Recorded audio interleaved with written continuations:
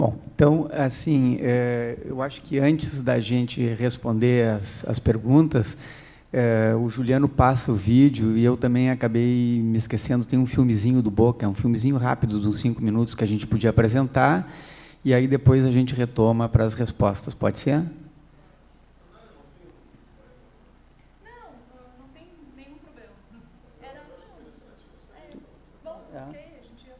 Então, tá.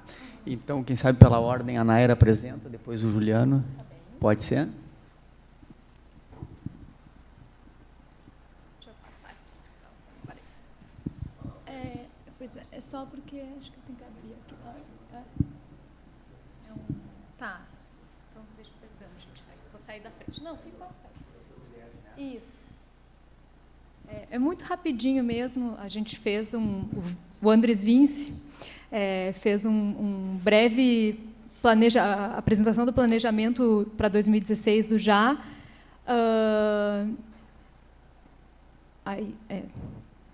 Eu acho que eu vou passar, então já. Isso é a primeira partezinha, mas com os nossos, digamos, produtos, né?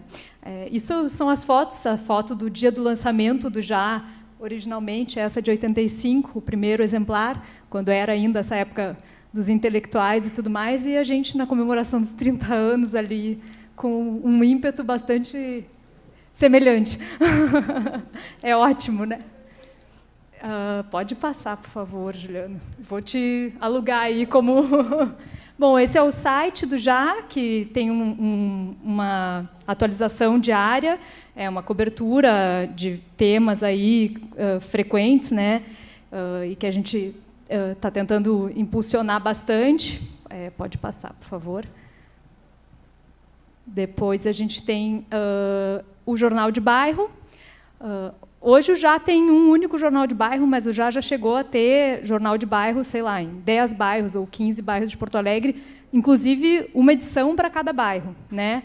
É um projeto que foi um projeto que o JA iniciou, depois a Zero Hora criou os seus jornais de bairro, assim que terminou com os jornais de bairro que eu já fazia, porque a concorrência era bastante difícil, né, do ponto de vista comercial.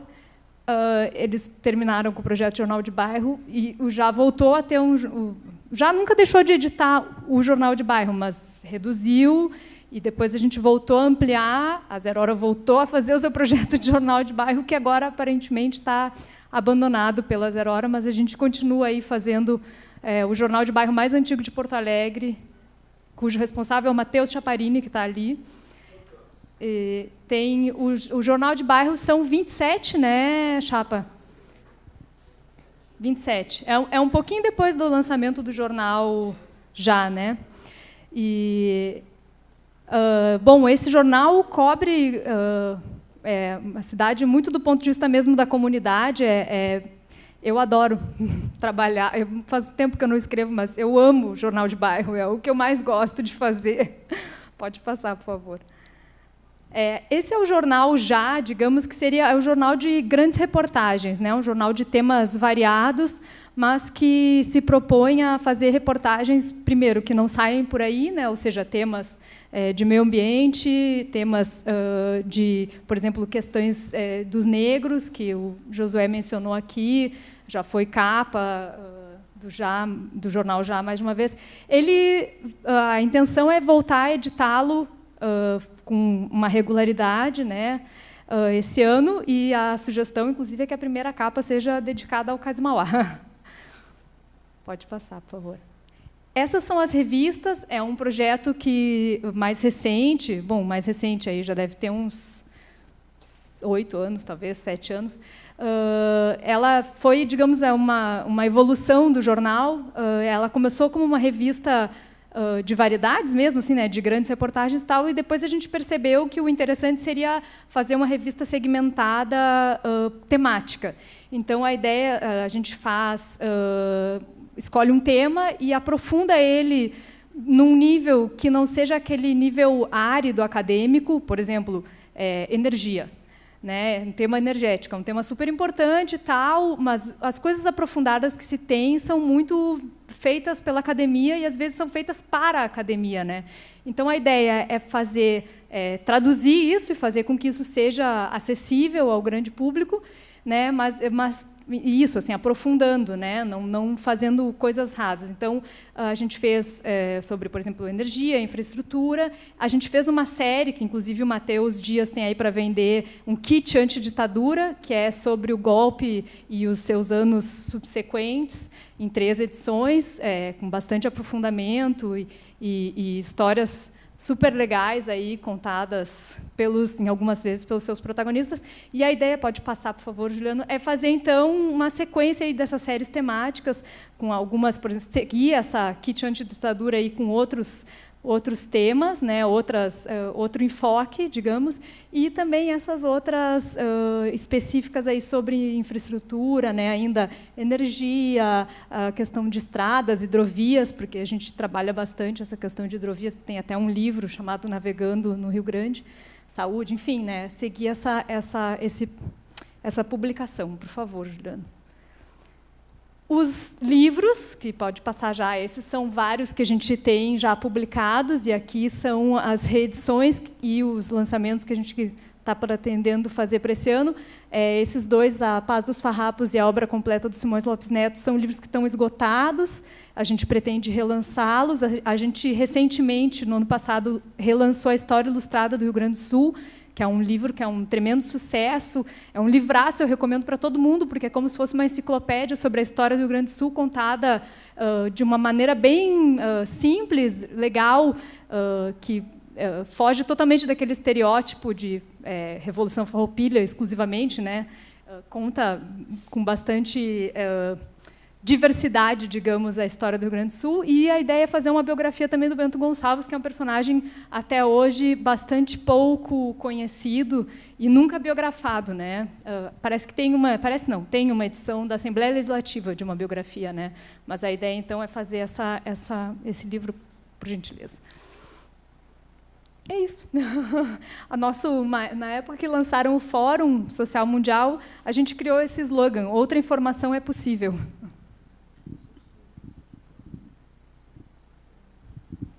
Juliano, queres passar o vídeo?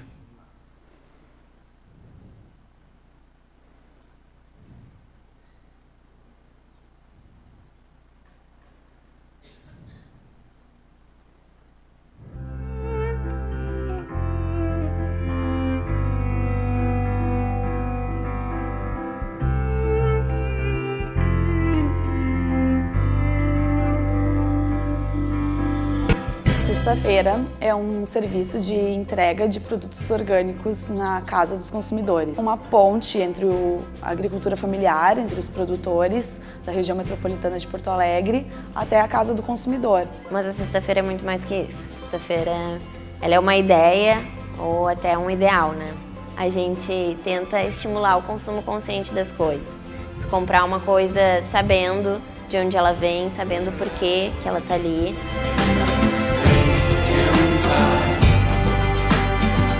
Os agricultores familiares que fornecem para a cesta são pessoas muito queridas, que estão lá diariamente plantando e cuidando dos alimentos que a gente entrega. São famílias com histórias de vida diferentes que participam disso com a gente.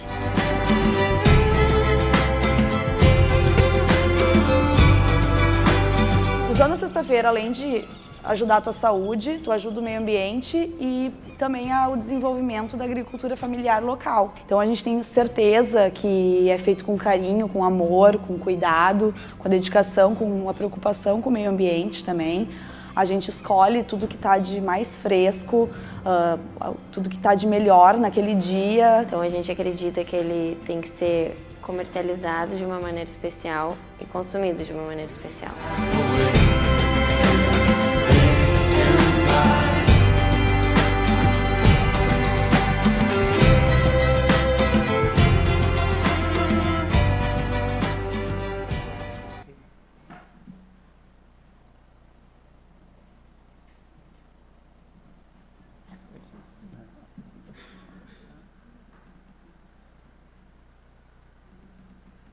Esse é um trabalho trabalho que, acima de tudo, ele muda quem faz parte dele, inclusive nós. Então, quem está aqui hoje nunca mais vai ser o mesmo.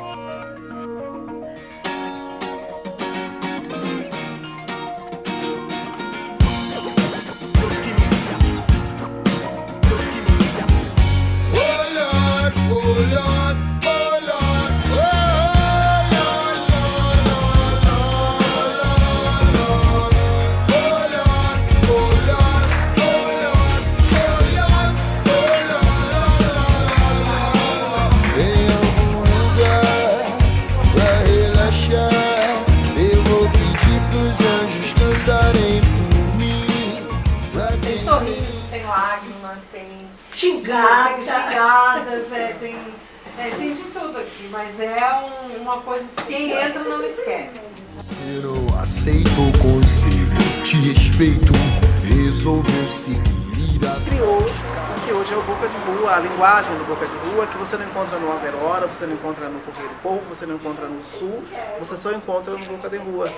Por isso que as pessoas têm fascínio por esse jornal. Mostra um trecho, uma passagem de um livro antigo, pra te provar e mostrar que a vida é... O jornal era... O Boca é um jornal... era um jornal em branco e preto com 4 páginas. Nosso grande trabalho na época era ver como tudo que a gente escrevia ia caber no jornal. Volte a brilhar. Tento levar o Boca de Rua comigo dentro do meu coração. Porque essas pessoas que moram na rua, não discrimina essas pessoas que moram na rua. A pior coisa é você discriminar uma pessoa que mora na rua. Os anjos cantarem por mim, pra quem tem fé, a vida nunca tem fim, não tem fim.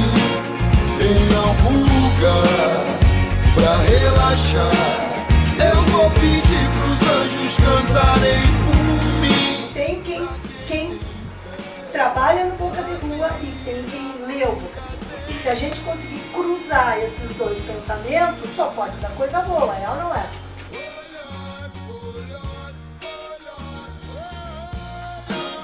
Por que eu estou no projeto? Porque é fascinante. O que vocês presenciaram hoje aqui à tarde é algo fascinante. Né? Eu acho chato o trabalho. Eu trabalho de agente de saúde porque eu preciso ganhar dinheiro. Mas é um trabalho chato. Eu gosto dos meus pacientes, mas não se compara com o trabalho no Boca de Rua. É um trabalho mais desafiador. Tu te inova a cada dia.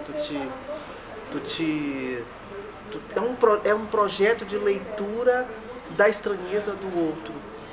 No que a estranheza do outro pode te incomodar e pode te ensinar. O Boca de Rua, o projeto Boca de Rua, é um manual de como combater o preconceito, ou como se acostumar com a diferença do outro. Isso me fascina no projeto Boca de Rua. Inclinar seu olhar sobre nós e cuidar. Inclinar seu olhar sobre nós e cuidar. Inclinar seu olhar sobre nós e cuidar. Eu saí da rua através do Boca de Rua, dentro desse jornal, porque esse trabalho é um trabalho ótimo.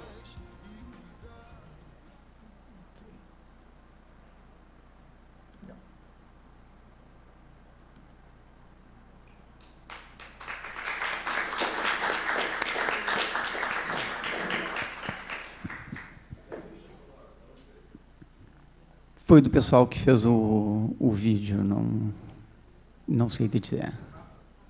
É o Rapa? É.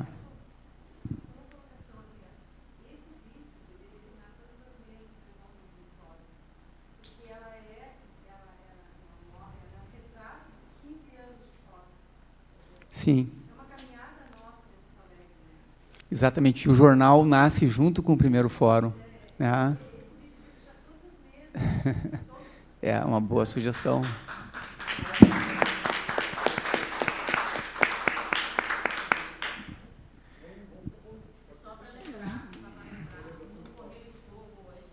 Ah, sim.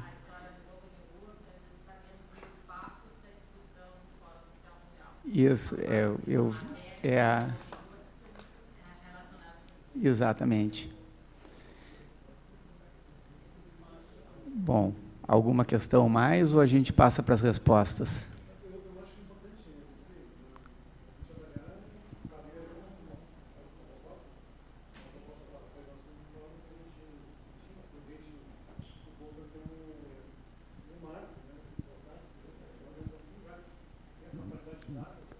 Sim.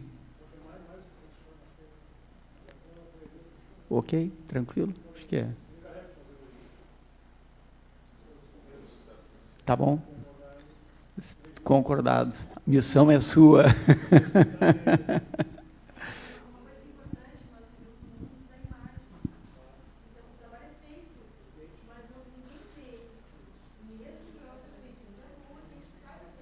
Sim.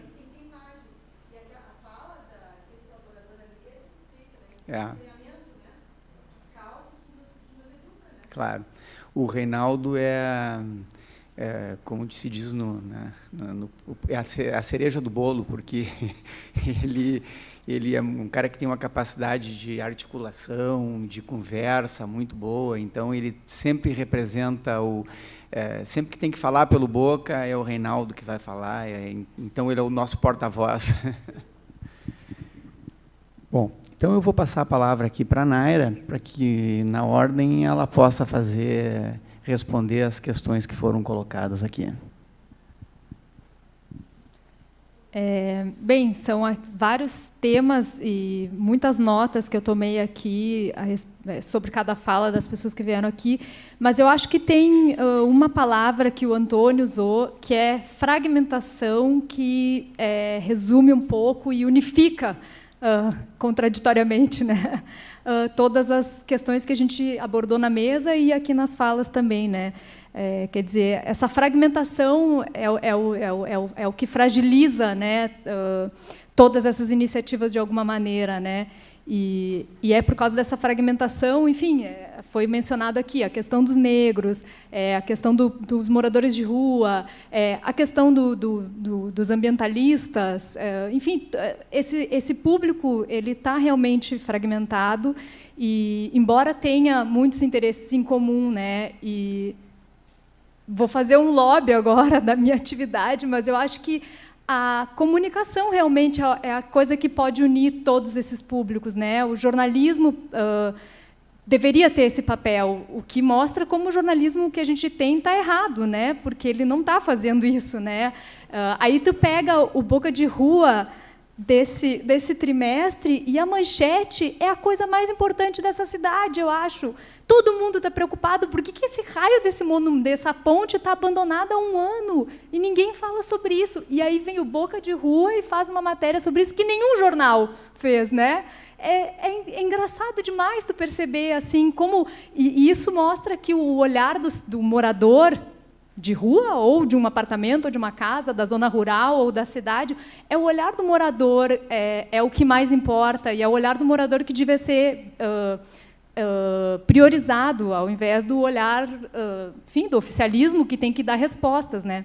Então eu acho que ter em mente essa questão da fragmentação é fundamental e eu acho que a comunicação, o jornalismo e o Já tenta fazer isso. Realmente, assim, eu dou exemplos concretos. A gente fez essa matéria da ponte também, está no site, sobre o movimento negro. A gente não apenas fez matérias, como a gente tem um livro chamado Lanceiros Negros, ainda existem alguns exemplares, é um livro muito importante de fazer uma revisão histórica, né? Foi lançado já, tem uns seus 10 anos aí, né, numa época que o massacre de Porongos ainda não era chamado de massacre de Porongos assim tão abertamente. Talvez tenha sido. Exato, assumir. Exato, E eu acho assim, por exemplo, a informação ela tem um papel fundamental. Eu agora me dirijo, por exemplo, ao Juliano e aos companheiros dele do Hub, porque vocês estão desenvolvendo iniciativas incríveis, importantíssimas e modernas. E o Rio Grande do Sul foi o lugar que criou o movimento ambientalista do Brasil. A Agapan é a entidade ambientalista mais antiga do Brasil. É importante fazer esse encontro entre o que é moderno e entre o que é história, entre o que é memória, né? E eu acho essa é outra função da comunicação, né? É fazer com que as pessoas que estão desenvolvendo ações agora, seja, por exemplo, empresários desse setor de sustentabilidade, que eles percebam que o que eles estão fazendo é também consequência de uma batalha que começou nos anos 70, organizada, né? Por esses caras aí da Agapan e de outras entidades, pelo Hessler, que é um cara ainda anterior da Agapan, né? Quer dizer, a gente tem uma porção essa fragmentação, ela não é uma fragmentação só de assuntos, ela é uma disjunção entre os tempos, né? E eu acho que a memória é outra coisa que a gente deveria, e que o Já tenta fazer também, que a gente deveria realmente apostar com muita propriedade e deveria incentivar, né? Por exemplo, essas revistas da ditadura, o Elmar teve a ideia de fazer, porque ele começou a ser convidado naquela data comemorativa, né, foram 50 anos, né, do golpe.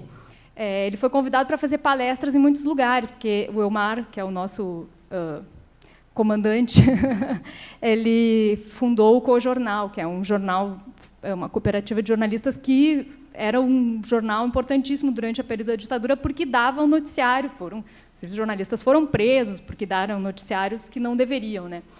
E ele foi em faculdades fazer palestras e ele se deu conta que os universitários não sabem absolutamente nada sobre a ditadura, né? Então, assim, a gente também tem que se dar conta disso e entender isso como uma responsabilidade cidadã também. A responsabilidade de ir atrás dessa memória, de resgatar essa memória e de incentivar, né, essa memória e difundi-la, né? Eu acho que às vezes a gente começa a fazer as coisas achando que, bom, com essa iniciativa vamos mudar o mundo, e eu me incluo nisso também, né? E a gente não se dá conta que essa iniciativa já foi feita em outros momentos, né? O cais, por exemplo, que é uma coisa que está bem presente na cidade hoje. Essa batalha pelo cais, ela já foi feita pela Agapan nos anos 70, nos anos 80, né? Na época que a prefeitura do Colares queria construir que hoje virou a Beira Rio, queria fazer um empreendimento privado. Como era? Praia do Guaíba chamava. Que era um projeto, enfim, de construção de espigões e de shopping e de não sei o quê na beira do Guaíba, né? Então, assim, a história ela retorna, né? E o apagamento dessa memória não é à toa que os jornais não registram essa memória, né? Porque justamente ela contribui para que as pessoas não se engajem mais, né? Enfim, eu acho que isso são coisas assim que a gente deveria ter como fundamentais, assim, valorizar a memória, valorizar as figuras que fizeram essa memória acontecer. Por exemplo, alguém aqui mencionou o desastre de Mariana. Eu acho que se Mariana vivesse o professor Levigoy, ele teria alertado para aquele problema muito antes dele acontecer, como ele fez durante toda a sua vida aqui no Guaíba. E, por causa dele, existiu a lei dos agrotóxicos, por causa dele... Enfim, essas figuras aí que a gente teve e que são fundamentais aí, nessa batalha, né? Bem, agora, mais especificamente, aqui encaminhando algumas questões, foi perguntado aqui como fazer para conseguir financiamento, né? Foi perguntado tanto pela Regina aqui, que mencionou a dificuldade dos sindicatos de conseguirem financiamento para os seus veículos, como pelo Alfredo, né? Que também queria saber como que faz isso. O Já tem faz tentativas de conseguir publicidade dos meios tradicionais, né? A gente, embora tenha algumas dificuldades, justamente isso, né? Porque os governos, digamos, as instituições públicas, frequentemente boicotam. Por exemplo, a Prefeitura de Porto Alegre fez lá anúncios já, mas chega num determinado momento a prefeitura, final de ano agora, tem que fazer campanha de IPTU e tal, campanha publicitária, que são campanhas grandes, importantes e que poderiam ser distribuídas entre vários veículos, já o Boca de Rua e outros, tantos que tem em Porto Alegre, né? Decide não fazer esse e aí tu abre os jornais. Tu abre os jornais, os grandes jornais, e tem 5 páginas de campanha do IPTU por dia em cada jornal, né, desses tradicionais. Enfim, a gente sabe que isso tem uma razão óbvia, né? É um ano eleitoral, a prefeitura quer mostrar serviço, etc. Isso é válido, é importante. Eu não acho que o JA ele não tem a intenção de disputar espaço no mesmo, digamos, no mesmo nível. Nível não é a palavra mais adequada, mas a gente não tem intenção de concorrer com os grandes veículos. A gente entende que os grandes veículos têm o seu papel. Muito dificilmente o JA conseguiria fazer, mesmo com as redes sociais, conseguiria fazer uma matéria com a repercussão de uma matéria da Zero Hora, do Correio do Povo. Muito dificilmente o JA conseguiria fazer isso, mas o JA consegue pautar esses jornais, o JA consegue fazer com que esses jornais mudem a sua pauta e deem a pauta que a cidadania tem interesse.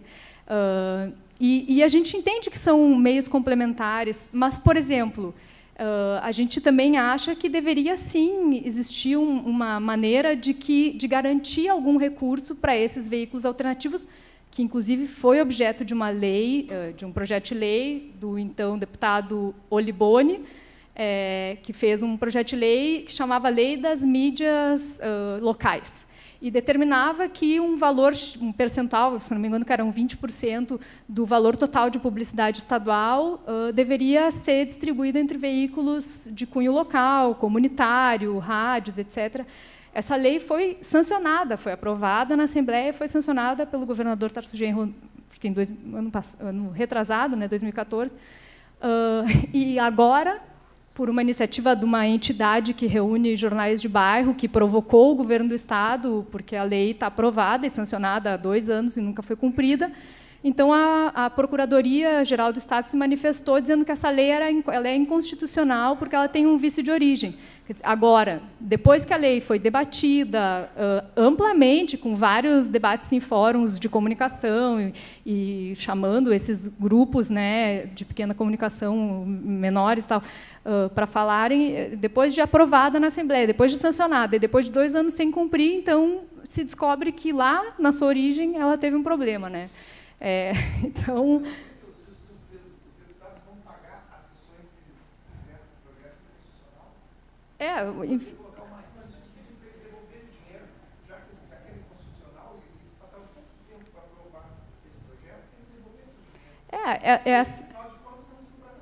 eu acho que é isso, assim, quer dizer, isso também, muito provavelmente, porque a gente não conseguiu, os meios de comunicação não conseguiram também cobrir como deveriam, né, os pequenos meios para informar a sociedade como deveria sobre a importância desse tema, porque se conseguisse, porque eu acho que tem 2 coisas assim, né, a questão jurídica, ela é absolutamente subjetiva, né, então eu acho que tem, cobrindo essa questão urbana, eu percebo isso, né? Os movimentos estão constantemente dizendo, olha, aqui tem um problema nessa lei, aqui tem um problema, e vai no Ministério Público, e vai na Justiça, e vai não sei o quê.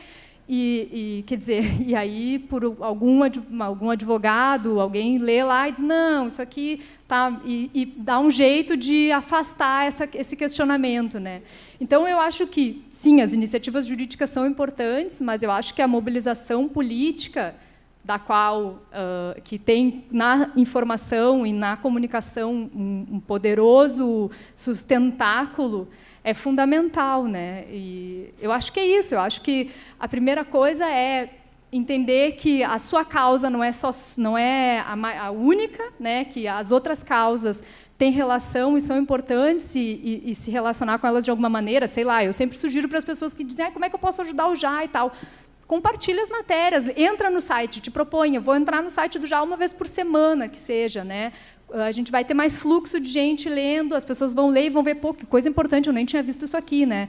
Ou pega o jornal de bairro, vai lá no anunciante do jornal de bairro, pô, olha aqui, ó, eu não vou comer no teu restaurante hoje, mas eu quero te dizer que legal que tu anuncia nesse jornal. Esse jornal é importante para a gente, entendeu? Eu acho que isso é a primeira coisa, sabe? Ou, por exemplo, sei lá, se o pessoal lá do Hub está sendo apoiado por uma entidade internacional, bom, escreve um e-mail, sei lá, sabe? O Boca de Rua, compra o Boca de Rua. Eu sou leitora do Boca de Rua, compro o Boca de Rua todos os meses, várias vezes por mês, porque eu acho que é um troço importante para ser feito, eu acho que é uma iniciativa que, por mais que eu tenha 1000 iniciativas apoiáveis, e que eu apoio, e eu acho que esse é um grande problema desse público aqui, né, que a fragmentação também acaba sobrecarregando cada um, né, a gente não consegue abraçar o mundo, mas tenta criar uma maneira de, sabe, isso, assim, de mencionar o projeto que tu conhece e prestigiá-lo de alguma maneira, né? Eu acho que essa seria a minha...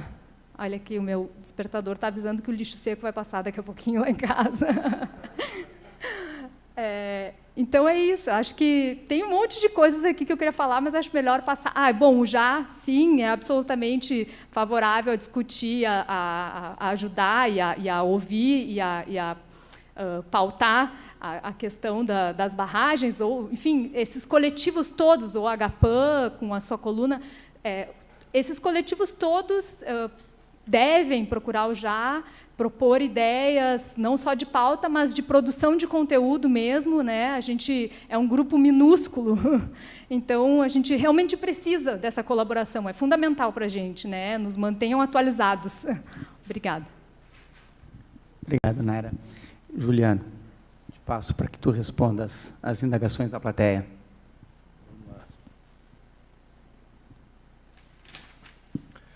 Pessoal, antes eu até queria fazer um adendo, né, conceitual. Hub, né, o conceito de hub é aquela caixinha que se tem em casa, normalmente, para se conectar aos computadores e todos os computadores estarem conectados na internet. Então, o hub tem como propósito justamente essa conexão. O que cada um, né, faz do seu computador ainda continuaria sendo de foro íntimo, a princípio, mas o propósito do Hub é proporcionar a conexão, e é um pouco do que a gente tende a se colocar, para poder amparar as diversas causas e iniciativas. Então, respondendo aqui algumas das perguntas, o Alfredo colocou uma questão, né, da doação e da troca, mas que eu acho que, para a gente, como serve para a HPAN, é uma questão da dificuldade de sede. A gente também tem muita dificuldade de manter a sede. Somos um monte de mini-iniciativas que contribuem à sua medida e à sua maneira para conseguir manter o espaço físico. Mas eu aí iria um pouco além. Foi por isso que eu fiz o adendo do Hub. Não é por sermos jovens, mas eu acho que isso também justifica um pouco. Nós somos conectados, né? A gente tem as nossas relações, o que, de certa forma, nos dá um certo dinamismo. E é por isso que a gente tem se colocado nessa posição de hub. O hub é neutro, o hub ele é para angariar as causas, e que a gente estende esse convite tão exaustivamente à HPAN e a outras instituições que entendam que a sua causa tem a ver conosco, para se conectar. Se, eventualmente, a sede pode ser uma dificuldade para alguém, essa é uma solução que, eventualmente, a gente pode ter disponível. Então, que a gente se comunique cada vez mais, a gente tem a possibilidade de trocar oportunidades e desafios. O Renato colocou como funcionaria a participação na zona. A gente começou fazendo isso sem saber ao certo o que estava fazendo. Eu gostei muito da expressão, né? Sem saber que era impossível, a gente foi lá e fez. E a gente ainda não sabe se é possível ou impossível, mas a gente continua fazendo.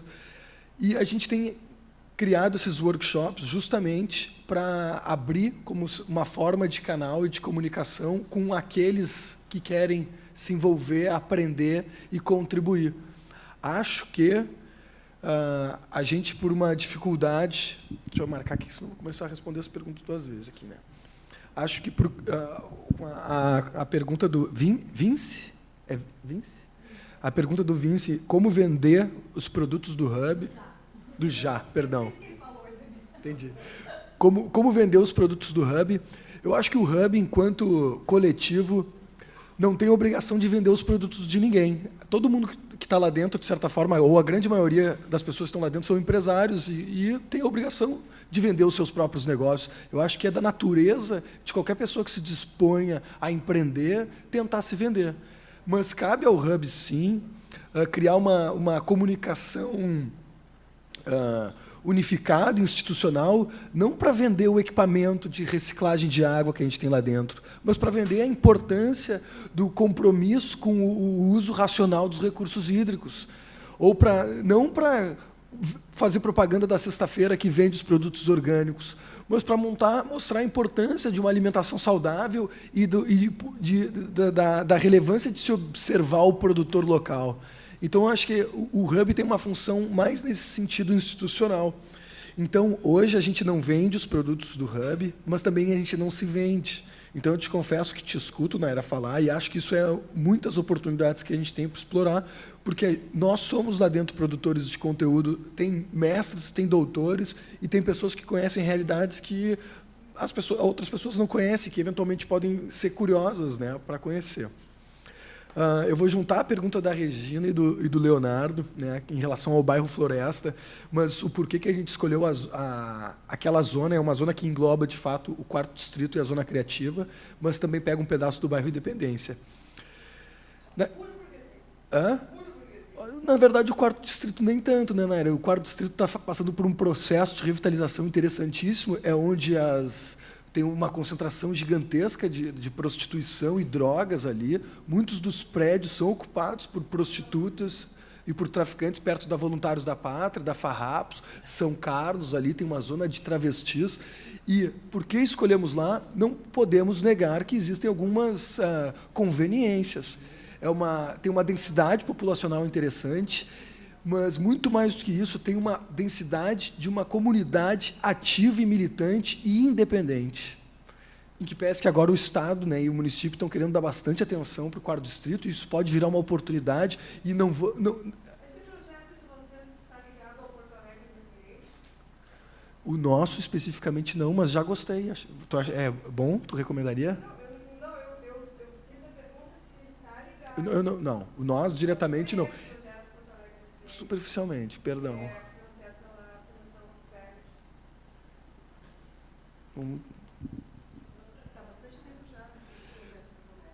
Não, eu conheço a Fundação Rockefeller, sei que eles têm feito alguns projetos, é por isso que a gente é um hub, né? Eu acho que se tu puder ir lá contribuir com a gente, para a gente tomar conhecimento disso, e se isso eventualmente for uma oportunidade para a gente poder catalisar.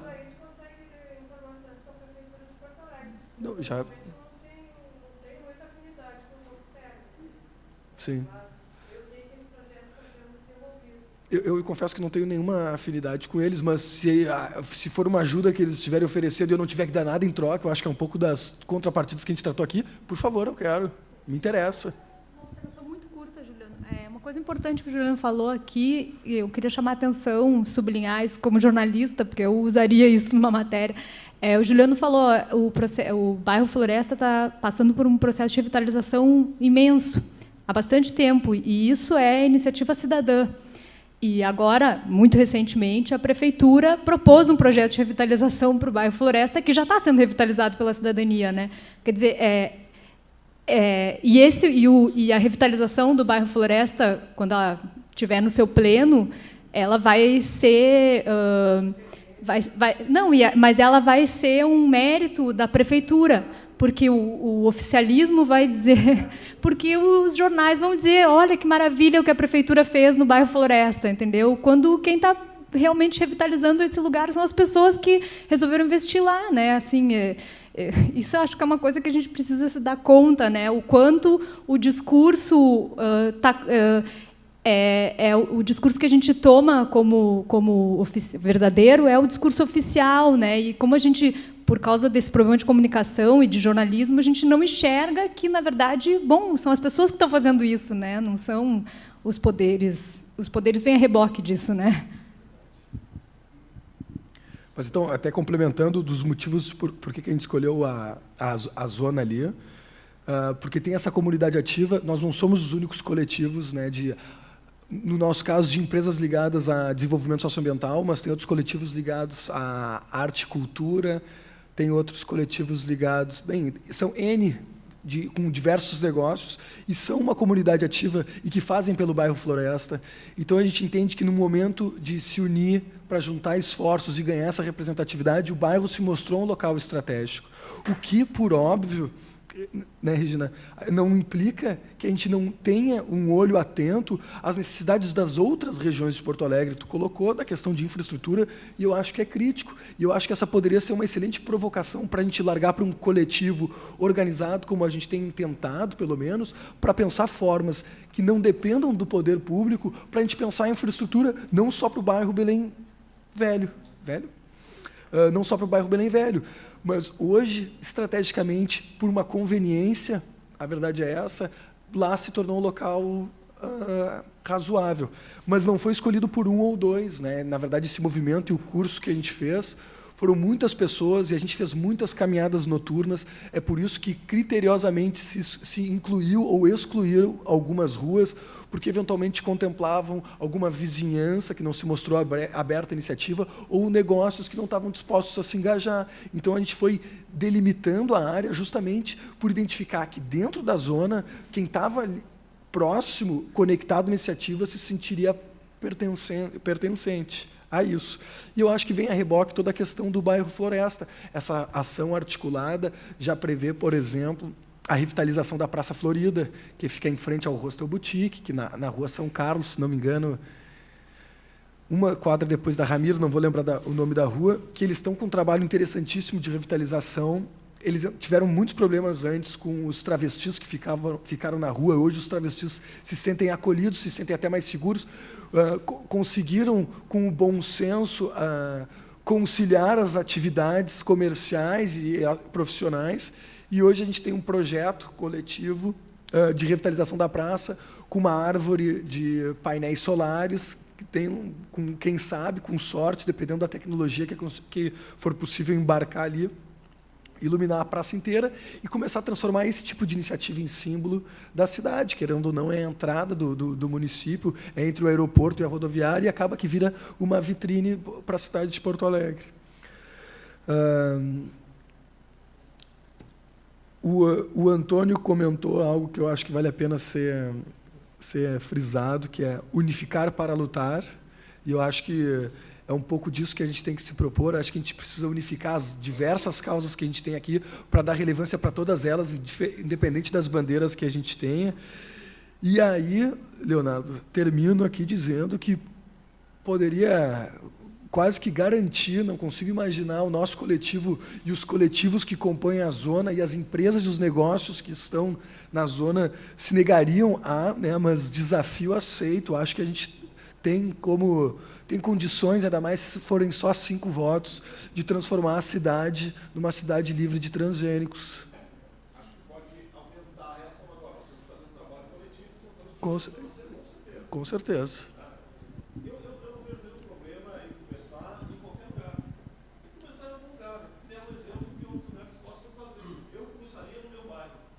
Poderia ser considerado um bairro de elite. Eu começaria no meu bairro. Qualquer trabalho. Eu concordo. Eu acho que a nossa intenção é até 2020 tenha 100 locais inspirados na zona que a gente está fazendo. Quem dera que dos 100 locais que a gente for inspirar, 10 sejam aqui no Rio Grande do Sul, né? Ou quem sabe até em Porto Alegre, quem sabe não seja Belém Velho também. Então é mais para a gente. Vamos olhar pelo exemplo que a gente pode causar, né, e gerar para a gente conseguir replicar. Obrigado, Juliano.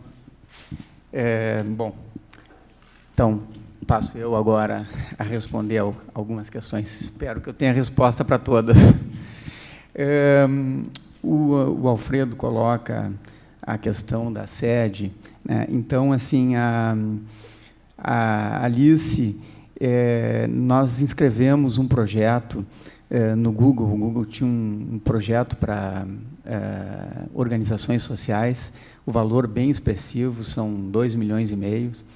E o nosso projeto consiste no seguinte, com esse recurso, construir uma casa que nós chamaríamos a Casa das ONGs. A gente tem por ideia que as ONGs deveriam ter, pelo menos aquelas que têm afinidade e seriedade, né? Um local onde pudesse albergar todas e ter uma estrutura administrativa que servisse a todas. Não precisa cada uma ter o seu telefone. Então, acho que isso seria uma coisa bem interessante e entra dentro de um conceito que nós temos, que é o seguinte: nós, para poder fazer frente às demandas que o poder econômico nos põe, e são terríveis, a gente só pode enfrentar eles associados em regime de rede. Então, nós vamos ter que nos dar apoio, que é para poder tentar empatar esse jogo e depois virar. Então, dentro dessa ideia que a gente inscreveu esse projeto. Se nós formos contemplados, o problema da sede, possivelmente da HPAN, esteja resolvido também, né? E dentro desse espírito de rede, hoje pela manhã eu já deixei público aqui um agradecimento à Federação dos Metalúrgicos e à CUT, que financia a impressão do jornal Boca de Rua. O jornal tem um custo que hoje, se nós não tivéssemos um parceiro, possivelmente o projeto tivesse que ser interrompido, ou a gente achar mais parceiros privados que topassem colaborar. Nosso problema é que todos os nossos parceiros também atuam em outras causas e está todo mundo, como diria o nosso governador Olívio Dutra, esgualepado do bolso, né? Então, são essas dificuldades. A questão da negritude que o Josué coloca ali, isso faz parte, sim, das discussões do Boca de Rua. Eles fazem essa discussão, mas me parece, pelo que a gente vê deles, que muito pior do que a questão da negritude é a questão da invisibilidade deles por serem moradores de rua. Tem vários bem branquinhos que também são invisíveis, né? Então, o problema maior é social. Eles se queixam que não são vistos. E se a gente se dispõe numa parada de sinaleira, mesmo que não queira comprar o jornal, baixar o vidro e conversar com eles, isso é um acolhimento, é um afeto. Eles precisam, como todos nós gostamos de conversar, de interar, então é um ato de empatia, a gente abrir o vidro e pelo menos, olha, meu amigo, hoje eu não quero, já comprei, senão a gente acaba enchendo o carro de edição do Boca, né? Se a gente dá para alguém ler, tudo bem.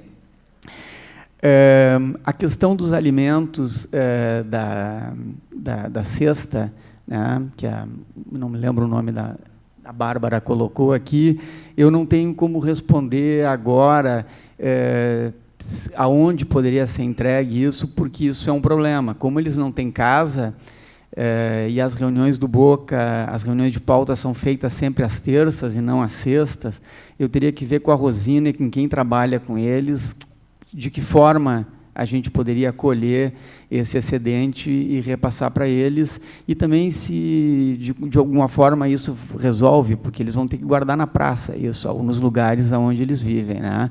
Mas, enfim, eu vou depois pegar o contato dela aqui e respondo essa questão posteriormente, porque essa não tenho resposta agora. Com relação aos financiamentos, os financiamentos de entidades públicas, em princípio, o Boca não tem publicidade. Tá? Por princípio, não tem publicidade. E de órgãos públicos, eu acredito que, mesmo que quisesse, não teria, porque as cotas de publicidade dos órgãos públicos estão na mão das agências e, via de regra, elas são distribuídas entre a grande imprensa por uma questão de interesse, né? Quanto mais tu anuncia, menos mal se fala do governo. Então, normalmente, essas cotas estão distribuídas para a grande imprensa. Dificilmente um jornal como o Boca vai ter entre os seus anunciantes um Banco do Brasil ou uma Caixa Econômica Federal.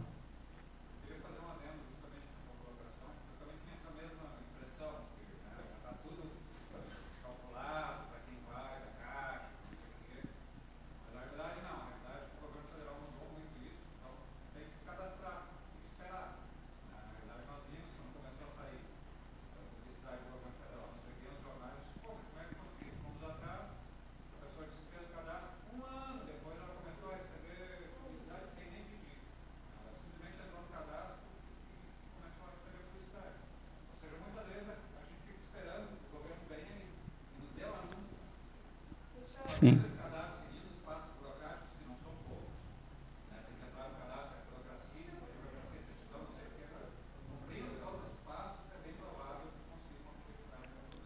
Certo. Uhum. Isso teria que também ser discutido por eles. Hoje, em princípio, não se tem anúncio, né, para o Boca. Mas talvez por essa razão também é que ele não esteja cadastrado, mas teria que ver com... Sim.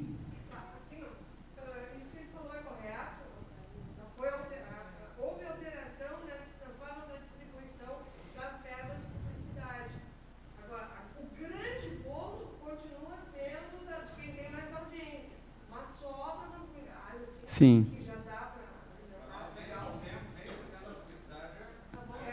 E isso depende, inclusive, do caráter social da publicação. Ok. Vince.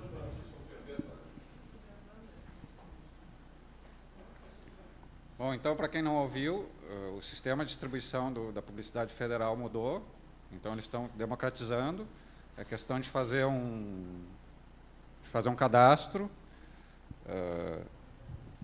seguir as exigências que o governo federal pede, que normalmente são certidões negativas de impostos, né? Tu tem que estar em dia, isso para qualquer publicidade federal, estadual, municipal, tem que estar em dia com os impostos. E depois disso, tu entra numa espécie de programação, né? Eles vão analisar a tua tiragem, vão analisar o teu alcance, e tu entrando no critério técnico, tu começa a receber a publicidade. Nós fizemos o cadastro esse ano, nós já fizemos, esperamos começar a colher, já em 2016, os primeiros anúncios, esperamos sim que venha.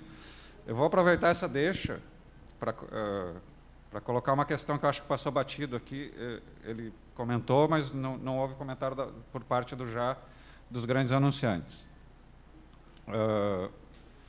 O Já sempre teve um apoio de alguma grande empresa, sempre, né, para segurar.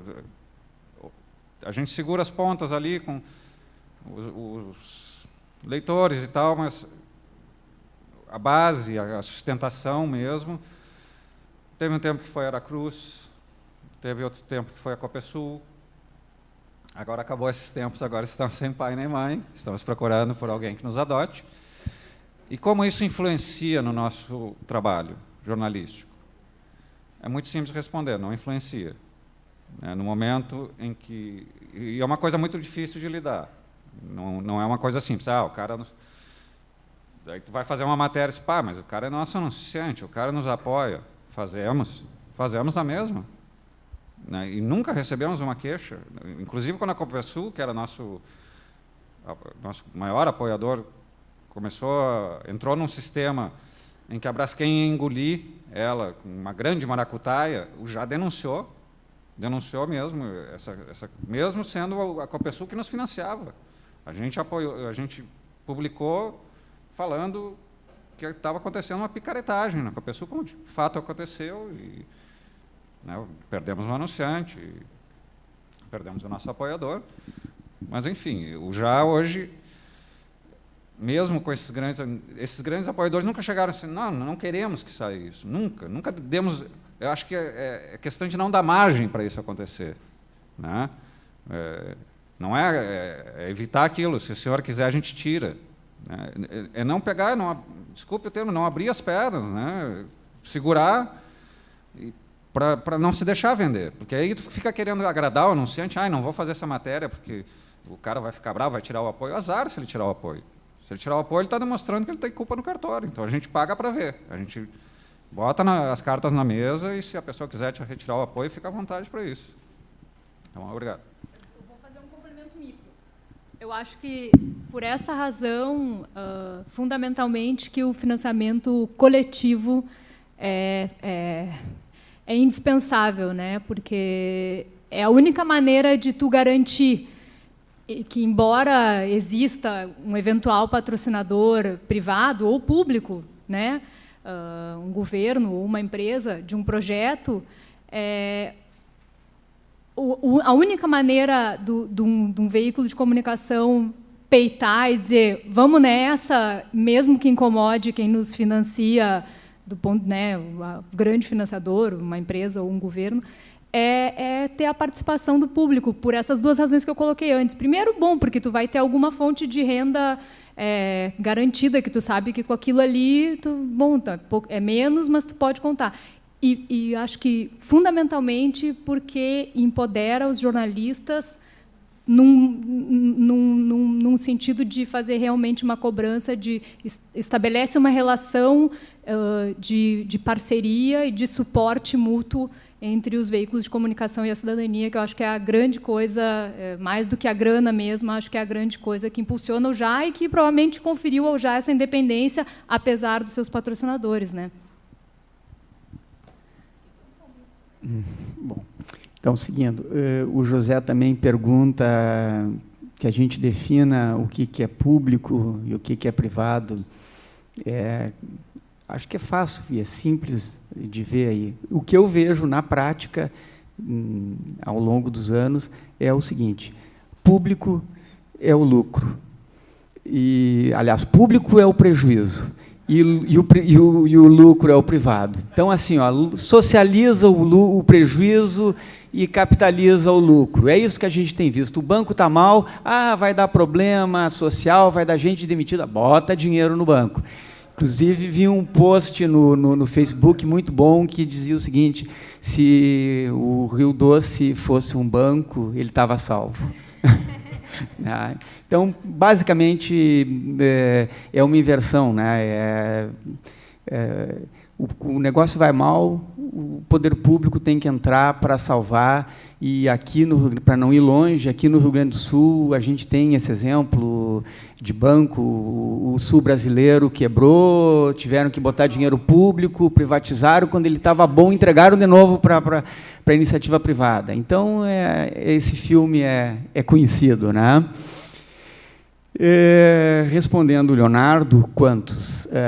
O pessoal do Boca são em torno de 45 pessoas. A equipe do jornal de adultos são 30 pessoas. Temos 10 crianças no Boquinha e 5 pais. Então, fecha um grupo de 45 pessoas.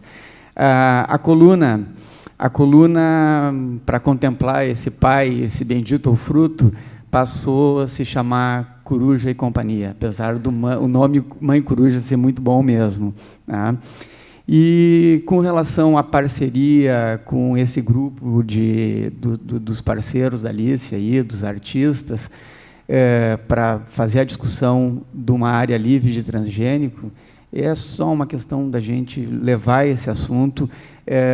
Por definição ideológica e de pensamento, a maioria do pessoal, se não todos, são contras e são já publicamente militantes na luta contra o transgênico, contra o agrotóxico. Então, assim, esse povo tem qualidade, tem um bom trabalho e tenho certeza que eles vão estar disponíveis para a gente fazer um evento que chame a atenção, né? E tem uma outra coisa boa, que é o seguinte: esse grupo que se reúne junto com a Alice, que é o grupo da Grafar, que junta os cartunistas aí, eles têm, apesar de ser tudo já maduro, todo mundo já sexagenário, mais ou menos, eles têm uma capacidade de encantamento com a gurizada. Eles têm essa capacidade de aglutinar os jovens, que às vezes a gente tem dificuldade de falar para os jovens, né? Então, eu acho que a gente tem que aproveitar isso. E isso também responde uma pergunta do Renato, que era basicamente o seguinte: como é que as pessoas que pensaram na Alice, então nós estamos todo mundo ficando velho, daqui a um pouco não estamos mais aí, como é que a gente faz? Então, a gente está num trabalho forte de tentar trazer uma gurizada, fazer a cabeça dos filhos, né, e dar esse mau exemplo para que eles toquem essa bandeira, né? Então, já que a gente não treinou eles para ser jogador de futebol ou outra coisa que dê mais dinheiro, né, pelo menos que não deixe as bandeiras dos pais caírem. E, por incrível que pareça, a gente tem retorno. Nós já temos aí uns os 4 ou 5 jovens recém-entrados na universidade, filhos de amigo, que estão trabalhando já, militando junto do jornal e se encantando com a causa. Então, a esperança é que tenha alguém para segurar essa peteca lá na frente. Bom, gente, eu acho que com isso nós respondemos todas as perguntas. Eu não sei se